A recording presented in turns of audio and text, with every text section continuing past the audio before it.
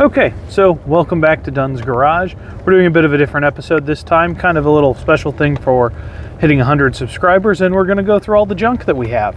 Some of it's worse junk than the rest of it. So we're going to kind of go through and show all the cars we have, kind of explain the state of them, a bit of the history as far as us having them.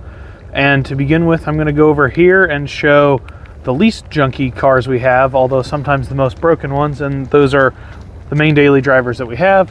As you can see, we're kind of Jeep people, and I will point out it's raining turning to ice right now because we chose a international winter weather storm advisory weekend to do this right after Christmas because we're very dumb.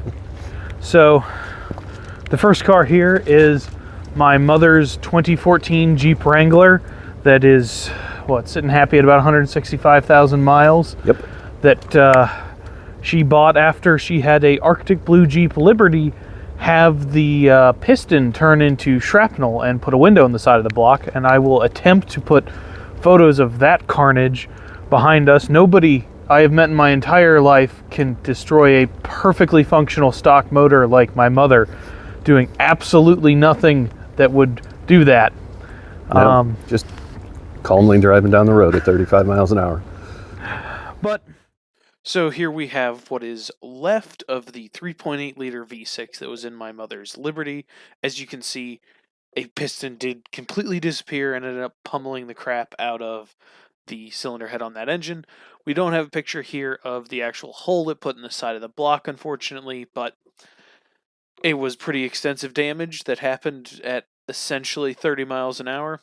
The dealer didn't exactly give us the best explanation on what caused it. The best guess they had was that the rod actually stretched and caused it to, under load, just beat the piston into the cylinder head. There's nothing all too special about this.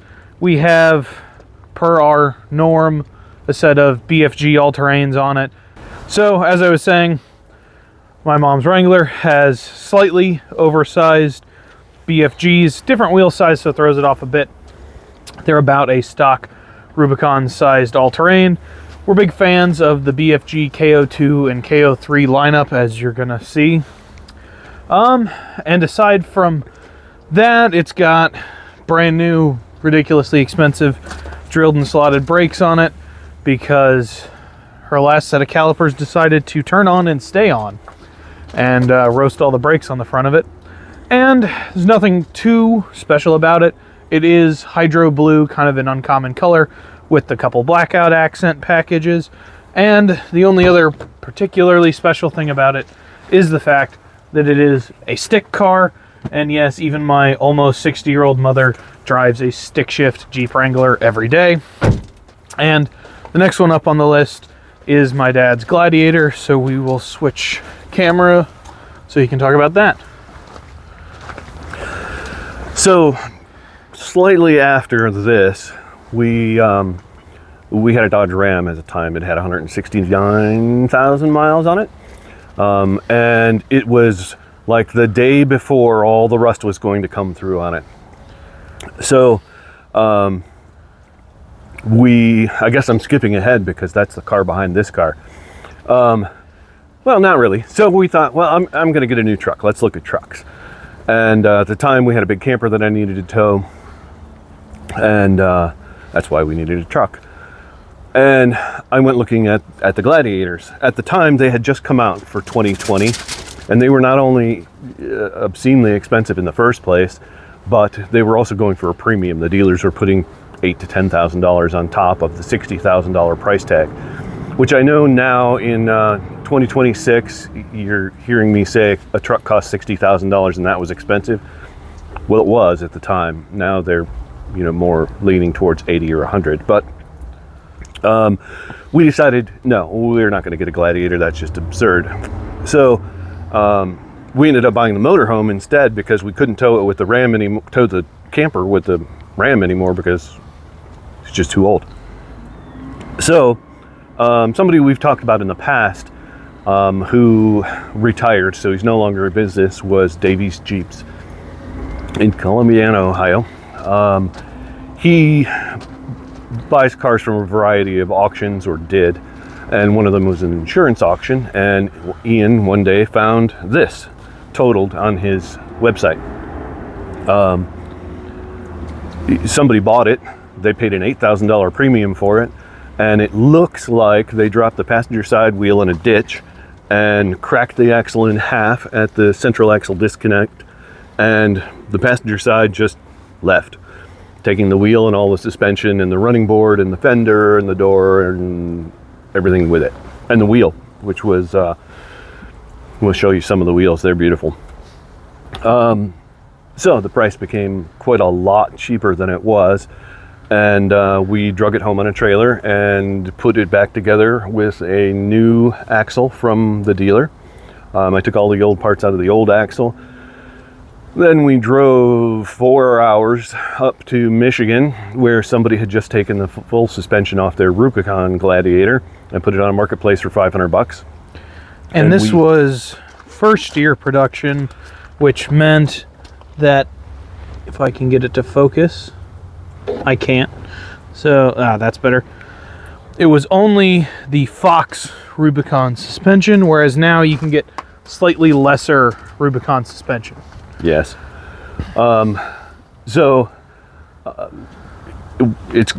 We put everything new on it. All the new control arms, the springs. That Jeep only had 500 miles on it because of the way total, or rather salvage titles work in Ohio. You have to track the VIN for every part that you put on it, or produce a receipt saying that you bought it new. Track everything. So we kept a whole big notebook full of that.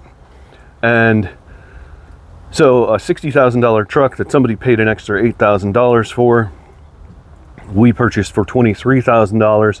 We put $2,800 into it, and 15 hours of Ian and I both working on it. And then I drove it for the next 5 years and 80-some thousand miles until today. So, and I will point out that by that point in time, we had quite the rapport with the Davies Jeep guy, and he definitely treated us very well on that whole ordeal. He had done that 2 times, once for a car he was driving, once for a JL he was driving, and once for a JL that his wife was driving. And like all the dealer parts, the new front end and all that, he sold it to us because he had a dealer license at cost. So yeah, it was a really wonderful transaction. I'm really disappointed that he retired. However, retirement, hopefully for him, meant being able to do whatever he wants, like other happy retired people, and not rob us out of tens of thousands of dollars a year. Well, rob's a strong word. Yeah, rob's not the right word. We happily gave it to him. So it originally had 35s and much better looking, were they American Racing wheels? They were American Racing wheels. They were those, but black. Here we have some pictures of my dad's Gladiator when we first put it together. As you can see, it was a bit more at the time. We had it sitting on some American Racing vintage off-road style wheels that were, I believe, 17 by 10 inches wide, and some 35 1250 BFG KO2s on it. And that's how it spent the majority of its life until we wore out that set of tires. And the issue with that configuration was it really wasn't good for towing, and it beat the clutch into blowing up. So it ended up with some stock Rubicon wheels and tires on it today. Yeah, and not dually style, obviously. Some of the upcoming things on this are, they had a recall. All of the JL and JT stick shift cars had a recall on the clutch because the flywheels would explode or the clutch pressure plates would explode. So I didn't think this one was exploding, but at about 75,000 miles, the clutch started to go away. And in 40 years of driving stick shift cars, all the way up to today, even my wife's driving one, I have replaced a clutch exactly never, because I have never, other than old used cars I've bought that had bad clutches, I've never worn out a clutch before. So I was kind of surprised that the clutch got worn out. And when we went to take it apart, we realized that the pressure plate was flying apart and bits of it were gouging out the bell housing, and it was a big deal. Ruined the flywheel, something fierce. Yeah. So we purchased a new complete clutch, pressure plate, slave cylinder, and master cylinder from Center Force. Center Force from And Summit that's Racing. been an ordeal. Yes. But we'll let that go. Be sure to watch the videos on that. There's it's not posted yet because it's very long and time consuming, and We're still kind of working on we're it. still kind of working on it. Still doesn't really work right, and I'd really like to have some kind of conclusion before we get there. During that accident, it took out the fender and the door, and it didn't take it out so badly that I've actually done anything about it. You can see it's got a bit of a gouge there and some wrinkles, a little bit of missing paint. One of the cool things is that when your inner wheel well has been forcibly removed and then you just zip tie it back in, when the stop-start battery goes bad, you can just cut the zip ties, open up that fender well, and take the stop-start battery out and put a new one in. It's a lot easier than having to do it the regular way. So earlier when he mentioned the original wheels and tires that were on his Gladiator, this is what we were referring to. So with the Gladiator Max toes and the Rubicons, they come with wider axles than factory, and what that means is you need a different offset wheel and a different width wheel for just the standard Max toes. And so you get these on the Overlands, and you can see where this one has maybe suffered a little bit in the accident that totaled that car. But the issue with these is they're narrow. So what that means is when you go to buy tires for that wheel, you basically get told you can buy these Bridgestone Duelers that cost an inordinate amount of money because they're a weird size, or you can just get different wheels and tires, which is what we did. In the interim between purchasing this, deciding we weren't going to use a truck anymore and we were going to use a motorhome, I purchased another Jeep and then retired it to Ian when we bought this one. So I'm going to switch back and let him explain his. Okay, so here is my 2013 Jeep Wrangler. It has kind of become a recurring thing on the channel, even though I have no intention of that. It's just my car, even though it is quite the clown car. He bought this in 2016 or so. And at the time it had really bad Pro Comp wheels on it and Cooper mud terrains that chirp second and third really good. And because of that and the fact that at the time it wasn't my car, the second gear synchro makes a good crunching noise now every time I put it in gear, but that's my problem now. So aside from that, it's just a very basic setup of a two-door Wrangler, stick, standard 3.6, later set of JL Rubicon wheels on it because they're cheap and plentiful. It originally came with a set of KO2s, but my last job I was driving excessive amounts of mileage and I killed the set of tires and just had to get tires that day. So I went to Summit Racing and bought the very first set of KO3s that were sold out of their Talmadge headquarters and might be one of the first sets sold to the general public, but they're a very good tire. Driven through the worst snow and ice I have ever encountered in my entire life in them, and they do better than even the KO2s.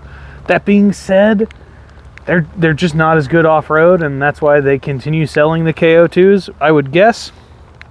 And aside from that, it's got a sound system that I'm not really going to show off because it's raining quite badly, and that opens up the interior of my car. But aside from that, it's got some basic body armor, some rock sliders, some extra skid plates up front. Today, as I'm recording this, we uploaded the video of putting headlights in it. We got sent a set of LED halo lights from American Modified, and those have been going good so far.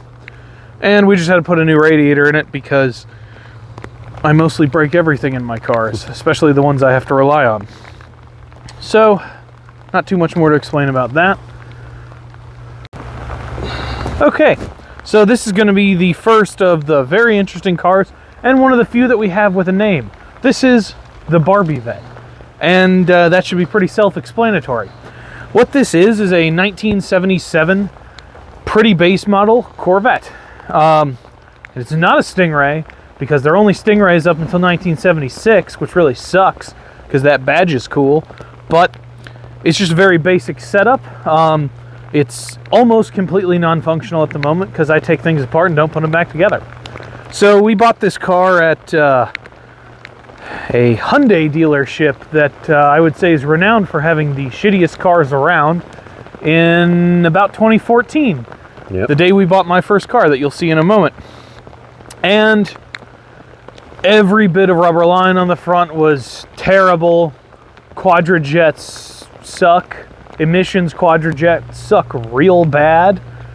And we went to Summit Racing, and for $200 was a set of ceramic coated headers. So what that meant is I put a whole top end on it, because they weren't even ceramic coated headers, they were chrome headers.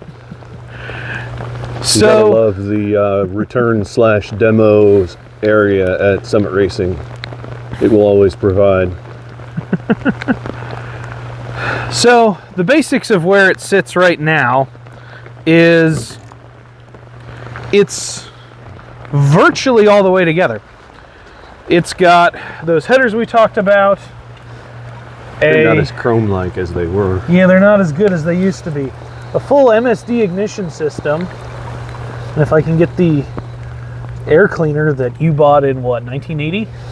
91. From what used to be called Professor Overdrive's closet. Has a brand new Holley carburetor that is full of mouse nest. A Summit Racing brand intake manifold, and late model Vortec cylinder heads, which should take this, 170 horsepower turd up to maybe 200 horsepower, if I'm lucky. And you might ask why I went to all that effort and tore it apart. This wasn't the worst year, but it was damn near the worst year for horsepower in the Corvette. It was, I believe, 175 horsepower stock, which is really bad. And when it's covered in emissions crap is even worse. And when I was tearing it apart, what I found was it had a block off in one whole side of the exhaust right off the manifold that was just seized on. So what that meant was one side of the exhaust was corked for God knows how long, and it had just funneled exhaust and moisture through that whole side of the engine and seized every single bolt there. And one of the best things about a Corvette is it's got this handy workbench on the back of it. Did that to the head gasket. So as the moment I started getting into it, I realized it was going to have to come apart more than I wanted to take it apart. And I was a broke 18-year-old, so I went to a junkyard and got cylinder heads that should work. We'll figure that out. This is one of the cars we'd like to work on. We have a bunch of stuff like a full exhaust system that is going to require bad amounts of effort to put on. It probably needs all new brake lines and brakes, but it's a Chevy, so all that stuff's cheap. We have all the brake lines, but we already put, rotors, pads, calipers on it once, so why not do it again? Yeah. Yeah, we actually had it running and driving, and I was driving it back and forth to work for one whole summer. I drove it probably a year, not quite. Yeah. And then I took it apart, and then it was mostly together, and then I decided to go live in Italy for 6 months, and then I came back and forgot everything that I had done and didn't feel like it, and then COVID happened and I didn't feel like it. But that's one pretty high up on the list, and one that wouldn't be that hard. And the best part about that intake manifold combo is doesn't fit anymore. So I'll have to do something about that. As far as other things to talk about it, somebody hacked The wiring. to the point that it's tried to kill me twice. And it had this great combination of the seatbelt busting and the toggle switch where the power window is trying to burn the car down. So twice I have put a giant slice in my thigh, frantically hacking the seatbelt off myself so I can hack the center console out of the car and undo the electricity, because it's easier to just hack all the wiring with a knife than it is to get to the battery behind the seat and deal with thread-in posts. Yeah. So that's that. And I will say, and I'll try to say throughout the entire video, make sure to comment and say which ones you want to see. We will use that as a metric to some degree as far as which ones we choose to work on in the future. We'll also use what's cheapest. But with that, I guess we'll move on to the next one. Okay, so we're back on day 2, and I've thought about some other things I should probably say in regard to our C3 Corvette. So one of the things to begin with the mid-generational change Corvettes, they got separate bumpers, both front and rear. This one has aftermarket swooped up bumpers on the back, and we don't know anything about them other than they're made of a much, much harder, less malleable fiberglass than the rest of it. It's a bit of a modernization change that somebody did to it, and you can see also with the front end, it got what I consider the nasty double chin treatment in the front. And you'll notice that this side is caved in pretty damn good, because when we went to buy it, it didn't have any brakes, so we showed up with our trailer, and the lot boys at the Hyundai dealership, without a thought in the world, just shoved it onto the trailer and smashed the front of the car into one of the cross members on the trailer. So that needs fixed. I've always wanted to paint it, but I don't think we can paint it, because then I'd have to paint it the same color with the stripes, and why change perfection? So the other thing, I know that we talked about some of the modifications that we made to the engine, but I didn't necessarily get into the why. So I put Vortex cylinder heads on it, which is kind of a old 1990s era modification that you do to these engines. So the difference with a Vortex cylinder head compared to a mid-70s smog era cylinder head is largely in the displacement of the chambers. They're far smaller on a Vortex cylinder head, about 62 cc, and what that does is raise the compression of the engine, because these had like 11.5 to 12 compression. 8. Stock. Yes. 8. No, it was very, very low. And that was to accommodate the smog era restrictions that they put on these. And in addition, Vortex cylinder heads flow better than any other stock Chevy small block cylinder head, aside from some wonky Corvette stuff.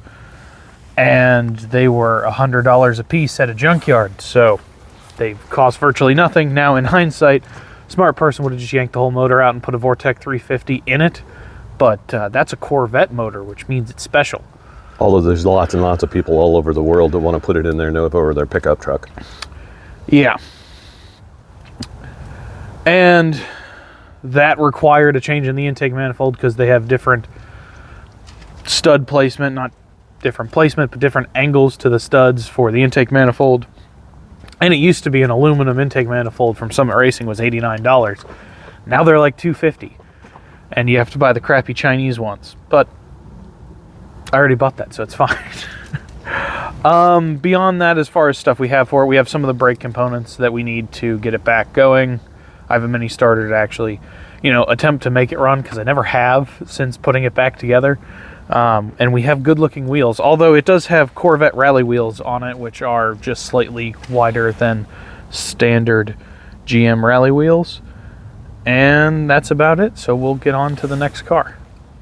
When we started going down the Jeep road, I needed something that I could go out and play with the kids as well. So at the time I had a 1968 Volkswagen Beetle convertible that was utter junk. We do have some video of it, not current video, so it's not going to look good, but maybe he can insert some of that in there. So while I didn't find any video of it, I did find a bunch of pictures of the convertible Beetle that he was talking about. And here it is as we were prepping it to go away and get traded. I believe these were the pictures that we sent the guy to show him what it was, and you can see the YJ in the background and some of them in a bit better condition than it is today. And while he did say that car was a bit junk, which it was, it had some major rust problems that we just weren't equipped to fix. It was a very fun car, and I learned a lot on it. It was the first car that I took the engine out of. We took the engine out of it and almost completely tore it down on a bench in our garage. Tearing down air-cooled Volkswagen engines is a little bit different than tearing down any other kind of engine, except for maybe a motorcycle, because they come apart really easy and it's not too bad. But that is that car, and that is kind of a brief window into our fixation with air-cooled Volkswagens, which we may or may not get into that more in the future.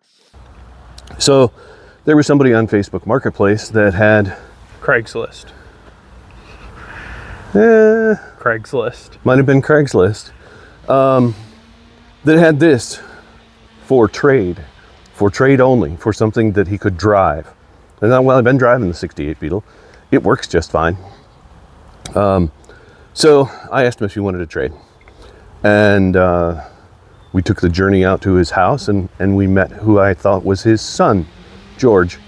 Turns out George was trading this so that he could have something that he could fix up for the next year or so and go to school, because he was only 14. So I convinced George to go get his mom, and his mom's like, absolutely, I don't want to see that thing here anymore. So what we found when we got into the barn was something a little different than what he thought he had. This is an actual Golden Eagle Levi Edition 77 Jeep CJ5. I don't know how much value that has right now. Probably none. It's got a fiberglass tub on it. It's got a fiberglass hardtop. I have a soft top for it. I have a steel body for it. I have a steel body for it.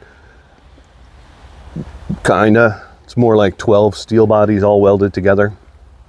I do have the original Golden Eagle hood and Bits of fender. bits of fender. And a windshield frame, which is how we figured out it was a Levi's edition. Yes, because it still has the Levi Edition sun visors on it. And I will show some pictures. I'll probably stop in this moment and show some pictures of what they're supposed to look like, and probably do some numbers of how many they made to show why they're valuable and important. Yes. So we have a picture of more or less what this car was originally supposed to look like. It probably wouldn't have come stock with the factory white fiberglass top, although they were dealer options, and it's hard to tell where aftermarket components as put on by a dealer and some stock things come as far as these old Jeeps go. And while he did say several times in the video that it's a Golden Eagle, it's not. It's a Renegade. From my research, all the Levi's editions came on Renegades, and then I'll show you a picture here of the interior. The main draw of the Levi edition was obviously its own unique blue faux denim interior, and I can't find any production numbers on these, and I think part of that has to do with the fact that these Jeeps were sent to a third party to get these modifications done to the interior, and because of that they didn't keep the best of records. But you can see it's this faux blue, and there were a couple components like the sun visor inside the car that were actually denim, and that's how we knew that it was a Levi edition, and then we looked at the VIN number and confirmed that.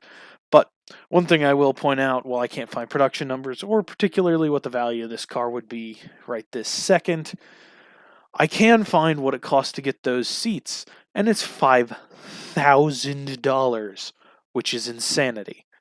So this has a 304, 3-speed transmission, 3-speed manual transmission. Dana 35 front end, Dana 20, AMC 20, rear end on it. which sucks. Not considered any kind of serious off-road stuff. Clearly it needed fenders. But once again, the Summit Racing scratch and dent provides. Yes, so we do have a brand new set of fenders. But that happened after we got this other car to use for parts. So I've mentioned Davies Jeeps before.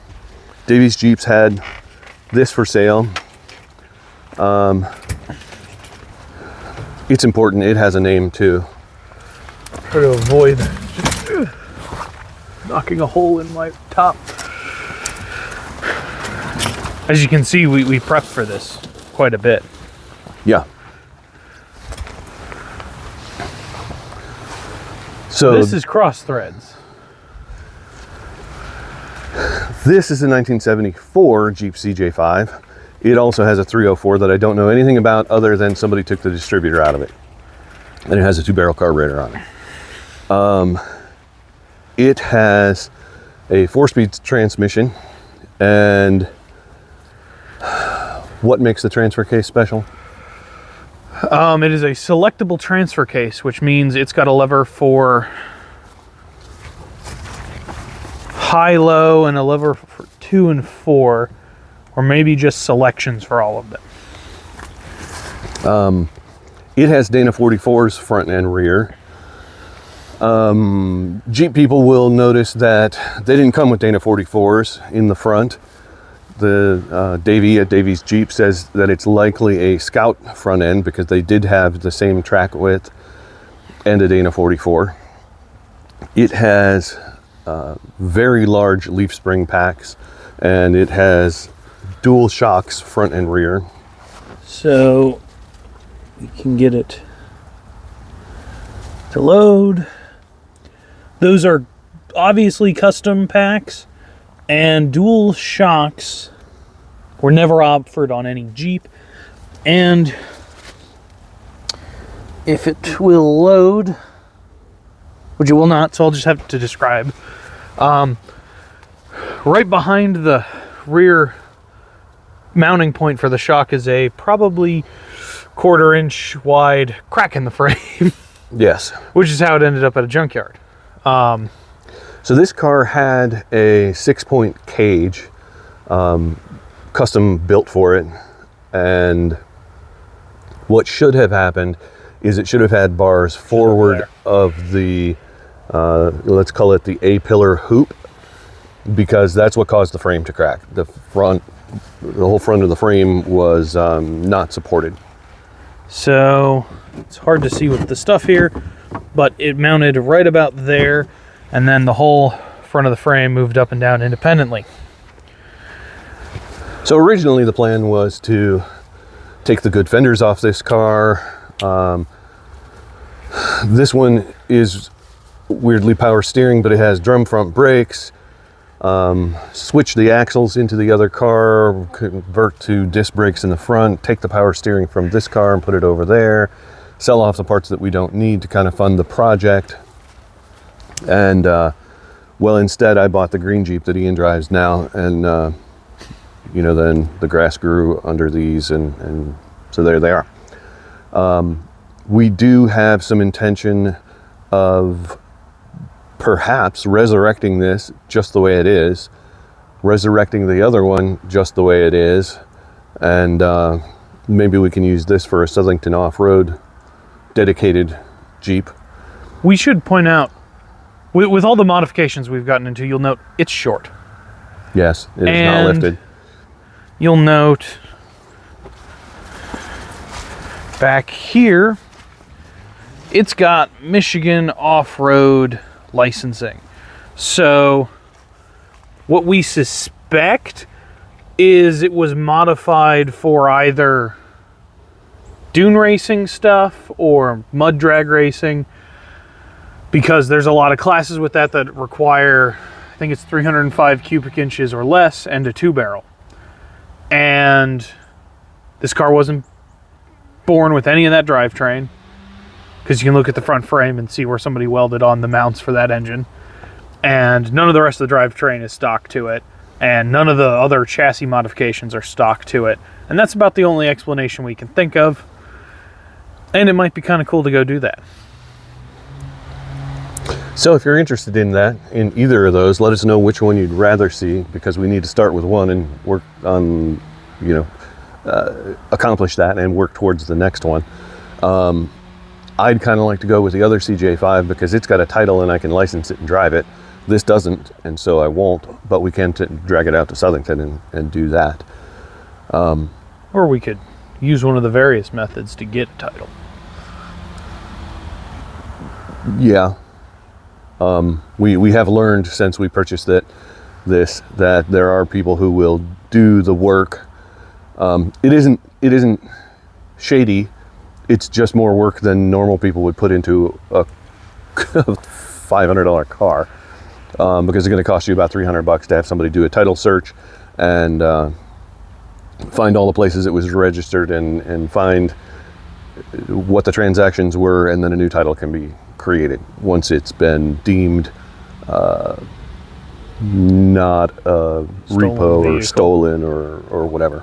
It's also a good candidate for a self-assembly title. Probably. Okay, so now on to the next one. Okay, so this is my first car. This is a 1994 Jeep Wrangler YJ that is both fairly modified and a bit bent. So in 2014, we were driving home from what we always go and do for my birthday, which is go to Volksfest in Columbus. And I will hopefully remember to pin the video of going to that this year up above. And as we're driving through our town, I say, hey, we should stop at that Hyundai dealer because they've always got shitty cars. And at this point in time, we were messaging a guy again on Craigslist, because that used to be where you go to buy crappy cars, about a 92 or maybe 93 supercharged VR6 Corrado, because we were Volkswagen people, still are to a degree. And we were looking at that. It was $2,500, which, considering what they're worth now, should have bought that damn car and hidden it away. Yeah. Because the supercharged VR6 cars are worth stupid, obscene money today. But instead, sitting in the back of that dealer was this Jeep and that Corvette. And I have a picture of that I can show above. And it was a tremendous downpour. And we get up to this and look in the window, and there's 6 inches of water in the floor, which normally you'd think is a disqualifying factor and would make you not want to buy a car. But we live in Northeast Ohio. This is a Jeep. So what that means is there aren't gaping holes in the floor. And that's how you know that's the one you want to buy. So at the time, it had the master cylinder for the clutch exploded. So it had no clutch. The brakes were... There was a pedal, and that was about it. They were down to the rivets on the pads. And the odometer had quit counting at 230-some thousand miles. I can check the odometers downstairs, and I'll put that number up. And so we walk into the dealer on the next day that they're open and ask about the 2 cars, thinking they're worthless because this is a Hyundai dealer and they don't deal in junk. Although they're a Hyundai dealer, so everything they deal in is presumably junk. But so we're sitting there at the counter, and somehow he convinced my mother that the right decision would be to find money somewhere and buy these 2 junk cars. Well, it wasn't hard, actually. Your mother's not everybody's mother, and she just said, it seems like that would be cool. And all I wanted was the Wrangler. And Ian wanted the Corvette, not the Wrangler. I had no interest in this car at the time. And so he had a lot of interest in it. At the time, my mother had a 12 Liberty Arctic Edition, which she loved that car right up until it put a window in the block. which I might be able to find pictures for. That was quite the Pictures. that was quite the detonation. Here again, we have just the pictures of the carnage that my mother's first Jeep, and actually our first Jeep in general, left with in the engine. And I will point out this is one of 2 Jeeps we've had explode on us. And ironically, neither of them were owned by me and my dad, who tend to do things that would ruin them. And my sister got in that car and decided she wanted a Jeep, so she had a red TJ. And I didn't really want a Jeep. They were slow and they handle worse than anything else man has ever created to go down the road. And the only reason I was okay with this in any way was it's the car from Jurassic Park, and I have issues with movie cars. So we end up haggling them down. I distinctly remember they came back and they said they wanted $5,000 out of that Jeep, and he just laughed at them and said, I wouldn't even pay you half that. And they came back and said $1,650, which at the time, for what was a rust-free Jeep, which it is, no longer, was a really pretty good deal. And it kind of ran and it kind of drove. I can't believe that dumb salesman. He said, no, you can't take it for a test drive. It doesn't have any clutch, and it's got 6 inches of water in it. And I said, well, I'm not worried about the clutch, and I can fix the water problem. Just give me a plate. So we pulled the plugs out of the floor and let all the water out. And then the goofball climbs in the back seat, which you wouldn't want to do in any normal circumstance, let alone somebody you don't know who said, sure, I'll pull out onto this 6-lane state highway in a car with no clutch, and we'll go take it for a test drive. Well, it had brakes. The key thing is the tires were so bad and so square that as long as you anticipated where you needed to stop and put the flat spot down, it pretty much just stopped.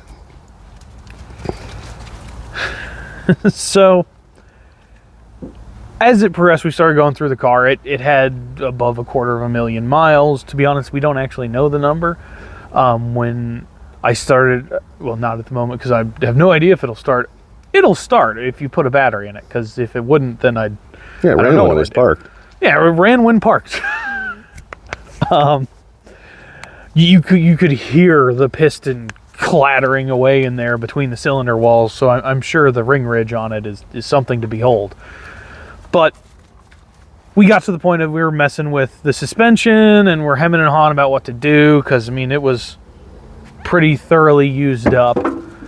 And when you look at replacing the suspension on this, the cheap and easy thing to do is to go to Rough Country and buy a 4.5-inch lift.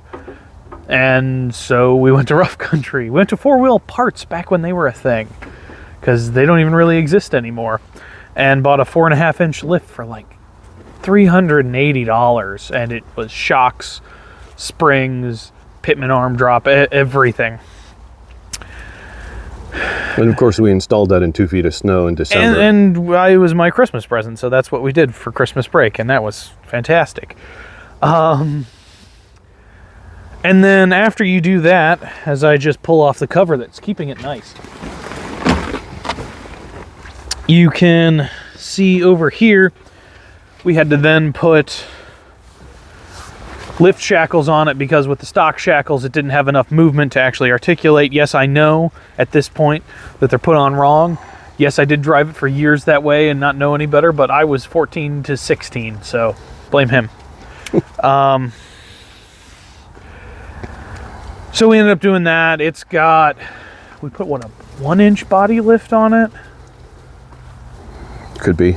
We needed fitment in the transmission tunnel. Okay, so I was saying it's got about a 1-inch body lift. It has a custom built transfer case that had to be clocked up slightly, and we needed fitment.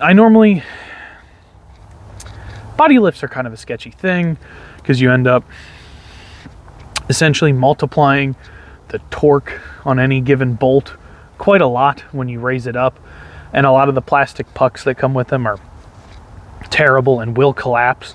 So not necessarily a recommendable thing. Every now and then you go to Southington, and I don't know why it's always TJs, but it's always TJs you see on like 4-inch pucks, and all I can think is that person's gonna die. And like a 1-inch body lift, Nothing bad. Nothing I'd be afraid of doing.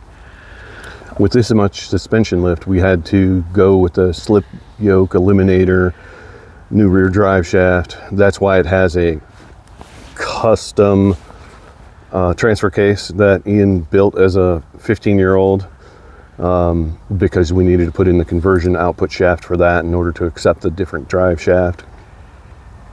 The drive shaft was interesting because my whole life I've heard stories of his first car and his dad's first car, both of which they did neutral drops in and blew up the...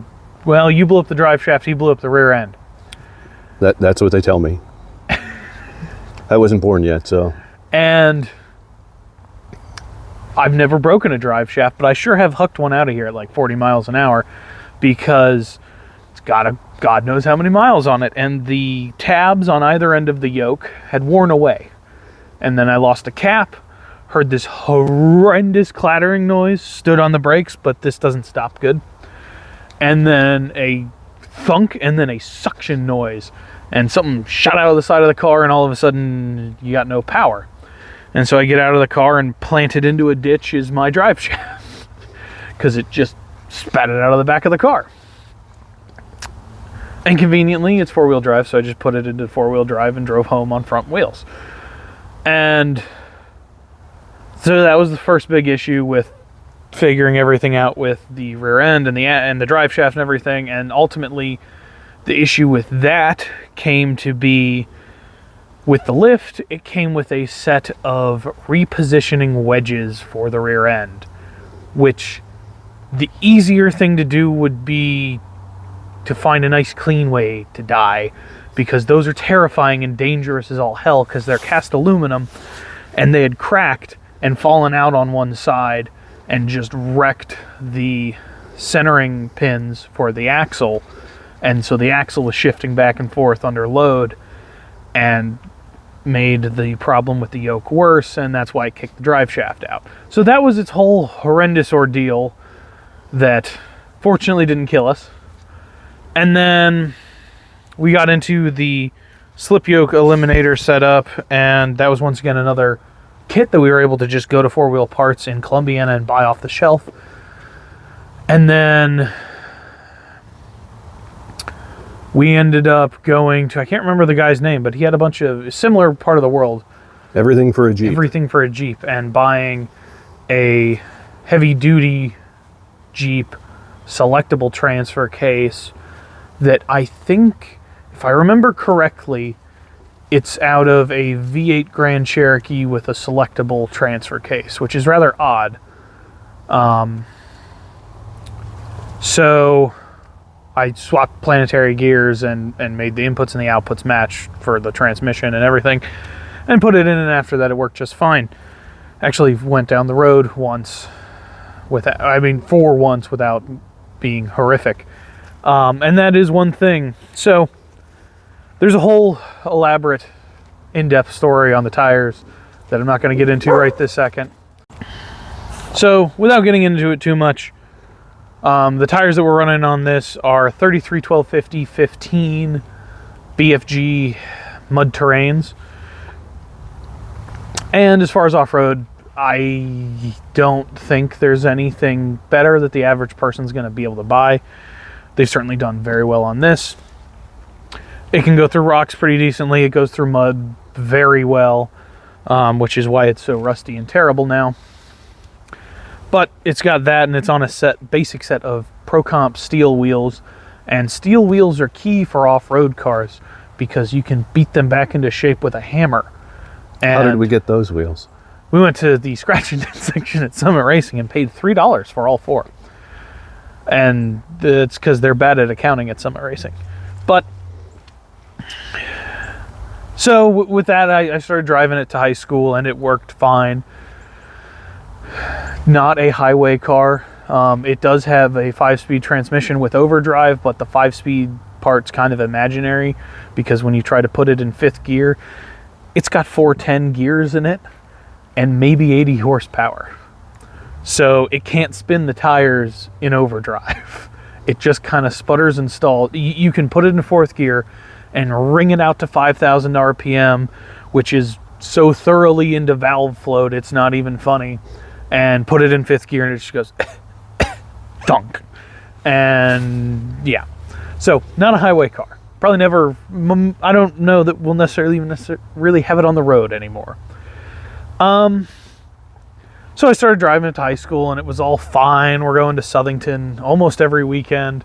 It has more stickers on the windshield than I think all the other cars put together. The first windshield that I'll hopefully show a picture of had them up and down both sides and some other places.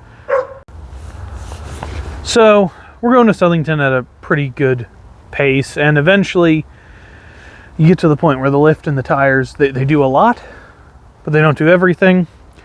So eventually we bought a ratchet style lunchbox locker to put in the back. And what's in the back of this is a Dana 35. And when you go online, everybody in the world says you can't do anything with those. They're toothpicks, they'll just break immediately. It works just fine. We drove it on the street quite a lot. At the time I was driving from where we live in the Portage County area back and forth to Akron U twice a day, just fine. It doesn't like parking decks. Really badly doesn't like parking decks, but that's about it. And doing quite a bit of what ended up being intense off-roading in this, just fine. I mean, a Dana 35 is no substitute for something real, and eventually it's going to break. And eventually I'm going to have to put axle bearings in it, and probably not going to be able to because the axle shafts are probably bent because... Twisted. Because I was driving it when I was 16, and it won't do a burnout, but if you put it in first, rev it to 5 grand, and dump the clutch on a turn, it'll just blaze the inside tire. And so I did that every time I touched it. So we're fairly happy with how the lunchbox locker performed in this, and because of that we got one this Christmas to put in the back of his 73 Dart, which you can see all over our channel. And one of the issues with it is a open differential on a 340 car, which is just kind of not acceptable. So we'll be putting one of those in his car hopefully at some point in the near future. So I continued driving this through high school, and it was actually a fairly reliable car even in this stage. About the only issues I had with it was I killed a radiator in it by stuffing a tree through it, and you know, that's kind of a self-inflicted one. And then it started having really wickedly bad ignition issues, and we chased all these problems, and eventually we got to the point where the only thing left to check is the computer. And so we unbolted the computer from the firewall, took the cover off, and dumped, I don't know, 2 cups of muddy water out of it. And so it was pretty clear what the issue was we drowned the computer, because I'll see if I can find any pictures. There's plenty of pictures and videos with the mud and standing water up over the hood on this. So we tortured it pretty bad. Yeah. And that unreliable AMC 2.5 in it worked just fine. It needed a timing chain once, but once you're getting close to 300,000 miles, everything needs a timing chain. Still, to this day, have never changed the oil in it. Probably should. The whole time... The last lawnmower I got came with a tag that says, no need to change, just check and top off. So the whole time I had this, the thought in the back of my head was, he's got a Chevy 350 in the garage, and I can blow that up and put a Chevy 350 in it, because V8 Jeeps are cool. And no matter how hard I have hydraulic to this 4 times, and it does not have enough compression to bend a rod, even with a gallon of water in the cylinders. And you'd think if you've hydraulicked it, you should change the oil, or at least drain the oil. You just pour more in. The sand smooths the bearings out. It works great. We're also pretty sure that's how the clutch works, because you just pour sand in it and it adds friction material when it burns. Because it still has a factory clutch in it with God knows how many miles on it. So beyond that, we did some basic modifications. It's got racing seats in it and full 4-point harnesses, because it's a Mopar and they don't know how to make seat belts, and never have and probably never will. So we put that in because, again, we're doing some fairly hard stuff at Southington, and it just seemed the apt thing to do. And as to why it's sitting here as if it's junk. So in October 18th, 2018, which I remember because it's my parents' anniversary and they were away on their anniversary trip. October 4th. October 4th. October 18th is your mother's birthday. Yeah, so, October 18th is her birthday. I'm at Southington in the parking lot there, and an acquaintance from my high school had brought his dad out in his full-size truck, and he attempted to do a donut in a sand parking lot and failed to do so, hit the road, and slammed into the back of my car. And I will note, it's pretty thoroughly smashed. The wheel tub and everything crunched pretty good. At the time, it had a 33-inch spare mounted to the back. And more importantly, in that space there was my 12-inch box subwoofer that took the brunt of the impact and still works perfectly fine to this day in the back of my current Jeep. So shout out to Rockford Fosgate for making subwoofer cases that can take quite a bit of an abuse. So as far as fully fixing, it obviously needs this panel. It needs the whole quarter panel. I could probably repair the inner wheel well, but it's got other issues. Again, we extensively off-roaded it, and if you know anything about YJs, you know right here on the frame rail is where they rot out, and this one is no exception, because the whole last 5 inches or so is just gaping hole as I get mud and rust all over my brand new jacket. That's brilliant of me.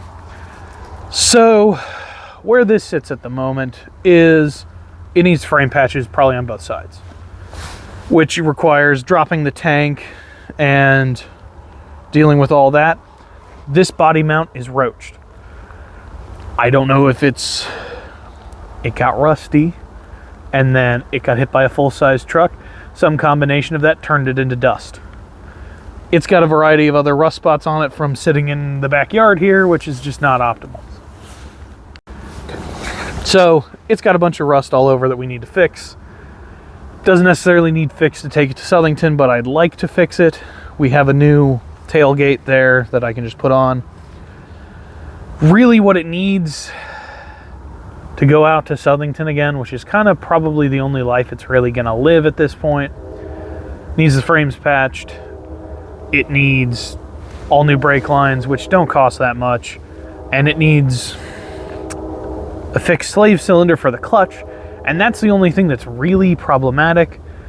So after it was totaled, we continued taking it to Southington, and there was less of a concern about the fact that I needed to drive it to school the next day. So one day we were driving through the really bad section of the woods at Southington, and I stuffed a deadfall tree up through the bottom of it and cracked the slave cylinder off the transmission housing, which you wouldn't think is that bad. It's just a plastic thing, but it snapped both the bolts off and put a probably 5-inch long crack in the transmission housing, which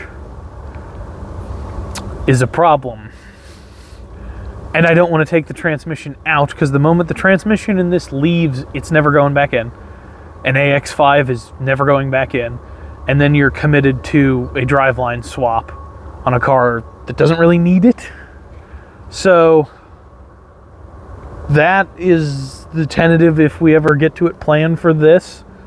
To be honest, of all the cars we have to start on, this one would probably be the easiest, quickest, and cheapest. So yes. Comment below if you want to see us work on this, and I'll cut in some video of things it was capable of doing and why you might want to see this over some of the other cars. But yeah, that's kind of where that stands. Okay, so now we're going to show off the last 2 cars in the fleet and kind of show the state that they are in. The first being my 01 Dodge Dakota RT, which, aside from the fact the blower motor, when I hook it back up, tries to burn the car down at the moment, runs and drives perfectly fine, although, as you can see, there's snow on the ground. And if you say snow while you're in this car, you loop yourself on the highway and die. So it stays parked this time of year. Aside from that, it's kind of in the state that it probably always will be in. Okay, so aside from the transfer case, the only other thing out of the norm on it is does have a set of like 255, 75, 17 mud terrains on it, which on a car I bought solely based on its ability to go down the highway was a bad decision, but based on the fact that it says Jeep on the side was a good decision. And I guess most people haven't seen anything on this car, so I'll do a bit of a rundown. So when I was in college, I was driving the Dakota, and I blew apart the suspension and lowered it. And the low profile tires and the fact that it's lowered 6 inches in the back made it so it wouldn't go over speed tables at the university I went to. And when you get a $400 ticket for wrecking a speed table, you think, I'm going to go buy a new car because you look like an idiot. It also gets 10, 11 miles to the gallon on the highway with those tires. So at the time, and you'll note we have several cars from this guy, I went to Davies Jeep, and this was $1,800 running, driving. All we had to do to it was put an axle stud in it and put tires on it, because the tires were on one side baked to the point that even I wouldn't drive them, which is kind of saying something. Because when I drove the Barbie Corvette, originally I drove it with tires from 1982. They were the really cool old school Eagle GT2s. Yeah. So the tires on this originally were so bad that even I wouldn't get in it and drive it. I think it was more so every time I walked out in the winter to go to school, they'd fallen off the bead, and I had to sit there and jack the car up in there, which it is currently in the same situation because 1990s Jeep aluminum wheels like to peel all the clear coat off and not seal. But that's another problem. So currently, this car's a bit incapacitated. It's got an electrical gremlin with the immobilizer and alarm system in it. They put a million different alarm systems in these. This was the first kind of modern luxury SUV that Jeep made, and it was the first to get a fob, and because of that it's been a bit problematic, and it blows a 20 amp fuse every time you go to start it, so we need to work on fixing that issue. But beyond that, there's not a lot that it needs as far as going back to running and driving as a daily.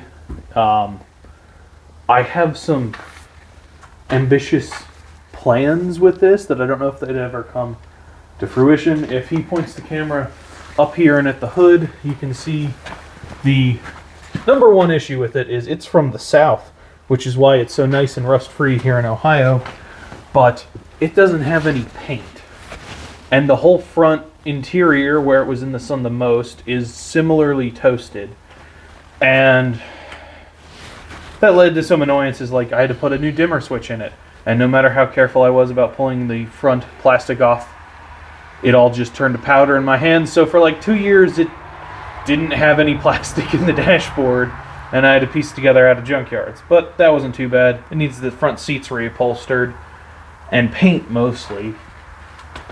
And then it probably needs every bit of rubber on the underside of the car gone through. And if you know anything about Jeeps, the moment control arms come out, stock control arms don't really go back in, because for not that much more, it could have a 4-inch lift and long arms.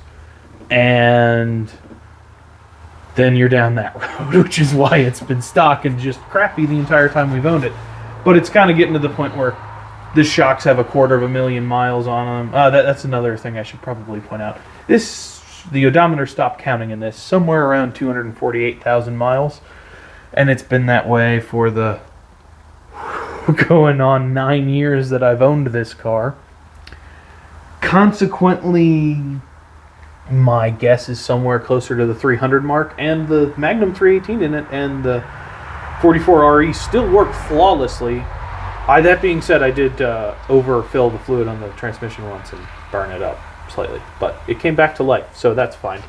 But starts at the tap of the key, all the accessories work just fine.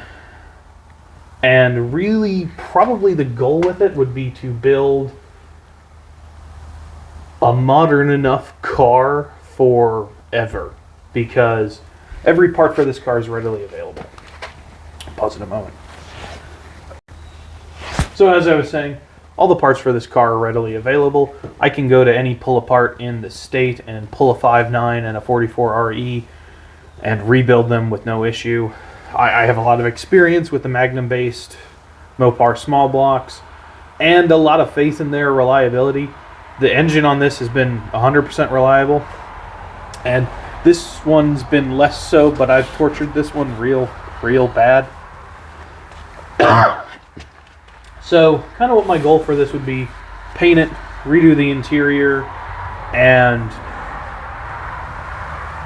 slowly over time put together probably a 5.9 that's just a mostly stock rebuild, either a 54 RE or a NV 4500.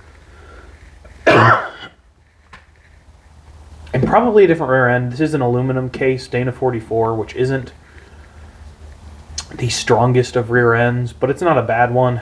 And probably, so put an engine trans and maybe a rear axle together for it, and set that on a shelf for when these ones finally expire, because one day mileage will just catch up.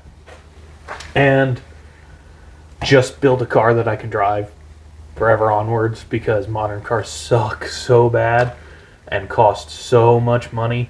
Even if I had to spend $400 on this a month to keep it going, that wouldn't be that much compared to a new car. I might have a limit. So with that, that's kind of the plan for this, and the, not really a plan, but what'll continue smoldering on that. But with that, that's kind of the end of our fleet. There are two other cars that we didn't get to, but those are not cars that we're going to get to in the near future. But we'd like to specifically ask you for comments on what you think we should do to these, and which ones you want to see as far as the plans we've talked about for all the cars that we have. And like and subscribe if you haven't. Most people haven't subscribed, and this was kind of our, it all went together nicely. We hit 100 subscribers and the end of the year happened. So that all worked together to kind of be our beginning of the year special / 100 subscriber special. So I'd like to thank everybody for that, and I guess see you on the next one.